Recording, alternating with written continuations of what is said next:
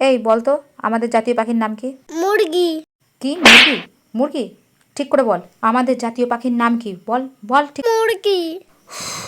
এই তুই বল, বল জাতীয় পাখির নাম কি? পায়রা। কি? পায়রা। পায়রা? জাতীয় পাখির নাম পায়রা? এইসব শিখছো? হ্যাঁ, দাঁড়া আমি এক্ষুনি ম্যামকে ফোন করছি তোদের। হ্যালো। হ্যালো, হ্যাঁ ম্যাম, আমার কাছে একটা প্রশ্ন ছিল। হ্যাঁ বলুন। আমাদের জাতীয় পাখির নাম কি? ময়ূর। তাহলে আমার বড় মেয়ে কেন বলছে মুরগি আর ছোট মেয়ে কেন বলছে পায়রা? আমার ছাত্রীদের নামগুলো একটু বলতে পারবেন? আমার মেয়েদের নাম নবন্যা আর শ্রীবন্যা।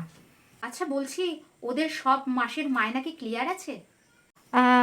ওদের 1 মাসের মতন ডিউ আছে। যতদিন সব মাসের মায়না ক্লিয়ার না হবে ততদিন আপনার বড় মেয়ের কাছে জাতীয় পাখি মুরগি থাকবে আর আপনার ছোট মেয়ের কাছে পায়রা, ঠিক আছে?